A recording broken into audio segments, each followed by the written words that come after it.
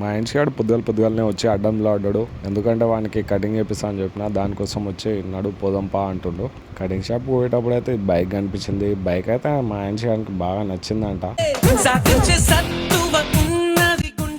ఈరోజు సండే కదా, పబ్లిక్ అయితే బాగానే ఉన్నారు. మావాడైతే శుద్ధపూసలకి కూర్చొని కటింగ్ అయితే చేయించుకోండు మంచిగానే. ఇంతకుముందు జర బాగా సతాయిస్తుండే, ఇప్పుడైతే అలవాటు అయిపోయింది. ఈ మధ్య బైక్ ఓవర్ హీట్ అవుతుంది. ఎందుకు ఇట్లా అవుతుందని షోరూమ్కి అయితే తీసుకొని ఉండే. ఫ్యూల్ సప్లై సరిగా లేదని చెప్పేసి ఫ్యూల్ పంప్ ఓపెన్ చేసి ఫిల్టర్ అయితే చేంజ్ చేసిండు మనోడు. బైక్ ప్రాబ్లం అయితే సాల్వ్ అయింది. ఇక మేమైతే ఈరోజు ఊరికి వెళ్తున్నాం అనమాట. ఎందుకంటే మా మరదది పెళ్ళి అయితే ఫిక్స్ అయిందనమాట.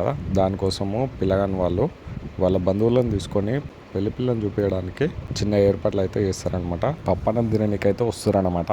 మా మరదల వాళ్ళ ఊరు వచ్చేసి శ్రీనివాసపురం. ఇప్పుడైతే విలేజ్కి వచ్చేసినాం. పెళ్లి కొడుకు వచ్చేసి గోపాల్పురం. పెళ్లి కొడుకు తరఫున బంధువులు వాళ్ళందరూ రాగానే మర్యాదలు ఎలా ఉన్నాయో చూడండి. ఫస్ట్ అయితే చాయ్ ఇచ్చారు, ఆ తర్వాత స్నాక్స్ అనమాట అటుకులు ఇచ్చారు. ఆ తర్వాత మందు తాగేటోళ్ళకి మందు, బీర్ తాగే వాళ్ళకి బీరు, థమ్స్అప్ తాగే వాళ్ళకి థమ్స్అప్. ఎంతైనా విలేజ్లో మర్యాదలు వేరు, అంతే కదా. మొత్తానికైతే కార్యక్రమం అయిపోయింది. Back to home. వీడియో నచ్చితే లైక్ చేయండి, కామెంట్ చేయండి.